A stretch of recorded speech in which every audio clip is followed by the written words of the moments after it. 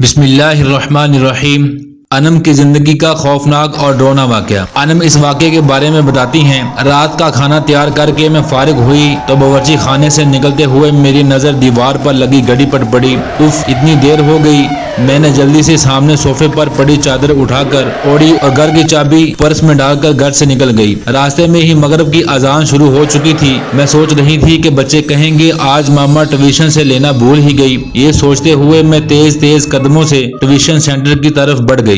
جب میں وہاں پہنچی تو بچے بول رہے تھے، ماما آپ نے آج اتنی دیر لگا دی۔ 7 سالہ ریحان شکایتی نظروں سے مجھے دیکھتے ہوئے بولا، جبکہ 6 سالہ انم بھی منہ پھلائے میرے ساتھ چل رہی تھی۔ مجھے اس کا منہ دیکھ کر بے ساختہ ہنسی آ گئی۔ اچھا سوری بابا، آئندہ خیال رکھوں گی، ایسی غلطی دوبارہ نہیں ہوگی۔ بچے بولے، ہم تب آپ کی بات مانیں گے جب آپ ہمیں ہفتے کو نانوں کے گھر لے کر جائیں گی۔ انم ریحان کی شرط پر میں نے ہنس کر حامی بھر لی اور پھر میں نے کہا، جلدی چلو، تم لوگوں کے بابا بھی گھر آنے والے ہوں گے۔ میں دونوں کا ہاتھ پکڑ کر سامنے والی گلی میں داخل ہو گئی۔ یہ راستہ شارٹ کٹ تھا، ادھر سے جلدی گھر آ جاتا تھا۔ ویسے تو میں روڈ سے ہی جاتی تھی، زیادہ تر اس گلی سے گزرتے ہوئے کتراتی تھی۔ راستے میں بچے بولے، اف ماما، یہ کتنا ڈراؤنا گھر ہے، اس کو دیکھ کر ڈر لگ رہا ہے۔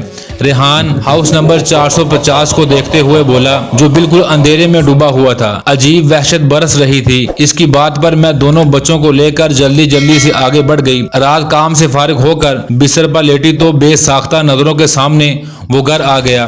اس گھر سے میرا ماضی جڑا ہوا تھا۔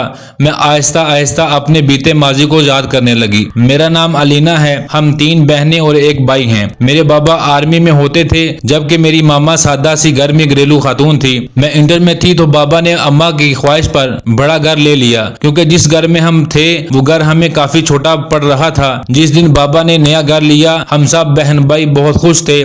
2 منزلہ یہ بنگلہ نہایت خوبصورت تھا۔ نیچے والے حصے میں 3 بیڈ روم، بڑا سا ٹی وی لاؤنج اور ڈرائنگ روم اور باورچی خانہ تھا، جبکہ اوپری حصے میں 2 bed room, T V lounge اور 1 اسٹڈی روم تھا۔ چھوٹا سا باغیچہ تھا جس میں نیم اور بیری کے درخت لگے ہوئے تھے، اور گیراج اتنا تھا کہ 1 گاڑی کھڑی ہو سکتی تھی۔ میری بڑی بہن مہرین جو مجھ سے 2 سال بڑی تھی، اور پھر اس سے چھوٹی ثنا جو 1 سال بڑی تھی، پھر میں تھی، اور سب سے چھوٹا ہمارا بھائی تھا جو اس وقت 7ویں جماعت میں تھا۔ ہم تینوں بہنوں نے اوپر والے بیڈ روم لیے، جبکہ نیچے حارث اماں ابا کے ساتھ رہتا تھا۔ ہم تینوں بہنیں چونکہ کافی ڈرپوک ہیں تو ہم نے ایک ہی بیڈ روم میں رہنے کا فیصلہ کیا۔ جس دن ہم شفٹ ہوئے اس دن کافی تھکن ہو گئی۔ رات گئے تک سامان وغیرہ سمیٹ کر فارغ ہوئے تو کھانے کے بعد ماما نے کہا، اب باقی کا کام کل کر لینا، اب جاؤ تم لوگ بھی سو جاؤ۔ تو ہم تینوں بہنیں اوپر آ کر لیٹ گئی۔ تھکن اس قدر تھی کہ لیٹتے ہی نیند آ گئی۔ ابھی سوئے زیادہ دیر نہیں ہوئی تھی کہ مجھے نیند میں ایسا لگا کہ کوئی باہر دروازہ بجا رہا ہے۔ میں نے اٹھ کر دروازہ کھولا تو سامنے کالی بلی کھڑی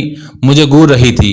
اس کو دیکھ کر میری بے ساختہ چیخ نکل گئی۔ میری چیخ پر میری بہنیں گھبرا کر اٹھ گئی۔ کیا ہو گیا، سب خیر تو ہے؟ مہرین نے میرے پاس آ کر پوچھا۔ تم بلی سے ڈر گئی؟ اس نے حیرت سے بلی کو دیکھتے ہوئے کہا، اور میں شرمندہ ہو کر واپس بستر پر آ کر لیٹ گئی۔ ہفتے کی رات ہم تینوں بہنیں رات دیر تک جاگتی رہی، باتیں کرتی رہی۔ یہی کوئی رات کے 2 بجے ہوں گے۔ ہمیں ایسا لگا باہر ٹی وی لاؤنج میں باتیں کرنے کی آواز آ رہی ہے۔ اس وقت کون ہو سکتا ہے؟ ہم بولتے ہوئے کمرے کا دروازہ کھول کر جیسے ہی باہر آئے تو ایسا معلوم ہوا جیسے یہ باتوں کی آواز باورچی خانے سے آ رہی تھی۔ باورچی خانے میں ہم نے جھانکا تو وہ کالی بلی سامنے کاؤنٹر پر بیٹھی نظر آئی۔ ہمیں دیکھ کر اس نے چھلانگ لگائی اور سامنے کمرے میں گھس گئی۔ ہم ابھی سمجھ نہیں پائے تھے کہ یہ ہوا کیا ہے۔ پھر ہماری نظر سامنے جلتے چولہے پر پڑی۔ ایسی خوشبو آ رہی تھی کہ جیسے کچھ پک رہا تھا۔ مہرین نے آگے بڑھ کر چولہا بند کیا۔ ہم تینوں گھبرا سی گئی تھی۔ اس بات کا ذکر ہم نے اگلے دن امی سے کیا، جس پر وہ الٹا ہمیں ہی ڈانٹنے لگی کہ جلدی سویا کرو۔ اتوار کو خالہ اپنی فیملی کے ساتھ ہم سے ملنے آ گئی۔ رات دیر سے وہ واپس اپنے گھر گئی تو نیچے ٹی وی لاؤنج میں رکھے تخت پر بیٹھے ہم تینوں بہنیں اور امی باتیں کر رہے تھے، جبکہ ابو اور حارث سونے جا چکے تھے کہ امی کی نظر لاؤنج سے جاتی سیڑھیوں پر پڑی۔ ارے علینا بیٹا، اوپر دیکھو، کوئی بچہ تو نہیں رہ گیا؟ خالہ کے چھوٹے چھوٹے بچے تھے، کافی شرارتی تھے۔ امی کو لگا کہ کوئی بچہ اوپر نہ رہ گیا ہو۔ امی کی بات پر ہماری نظر بھی اوپر کی جانب جاتی سیڑھیوں پر اٹھی تو دیوار پر چھوٹے بچے کا سایہ نظر آیا۔ میں اٹھ کر اوپر جا کر دیکھنے لگی، मगर वहाँ कोई भी नहीं था, जिस पर मैं खौफजदा होकर तेजी से नीचे आ गई। जब मैंने अम्मी को बताया कि ऊपर तो कोई भी नहीं, तो अम्मी भी चुप सी हो गई। हम सब ही हैरान थे कि जब ऊपर बच्चा नहीं था तो वो साया किसका था। कुछ दिनों बाद बात आई गई हो गई। हम सब घर वालों को कजन की शादी में इस्लामाबाद जाना था। 2 हफ्तों बाद हम वापस जब घर आए तो बड़ी अजीब हैरत हुई। पूरा घर शीशे की मानिंद चमक रहा था। ऐसा लग रहा था कि रोज घर की सफाई होती रही हो। हमें ये सब देखकर बड़ी हैरानगी हो रही थी। बल्कि हारिस बोला, ऐसा लगता है रोज काम वाली आकर काम करके जाती थी। मैं मुंह धोने की गर्ज से गुसल खाने में गई तो गुसल खाने में गीला फर्श देखकर मुझे हैरत का धचका लगा। ऐसा लग रहा था जैसे किसी ने गुसल खाना इस्तेमाल किया हो। फिर तो ये मामूल बन गया, घर के अफराद घर से बाहर होते तो गुसल खाना भी इस्तेमाल होता और बावर्ची खाने में भी रात गए गुटर फुटर की आवाजें आती। हम लोगों को वो काली बिल्ली मुसलसल घर में घूमती नजर आती थी। हम लोग अब आहिस्ता आहिस्ता इन बातों के जैसे आदी होते जा रहे थे। जब वो होलनाक वाकया रूनुमा हुआ, जिसके बाद हमने फौरन वो घर छोड़ दिया। रात के किसी पहर अम्मी की आंख खुली तो उन्हें महसूस हुआ कि छत पर कोई है।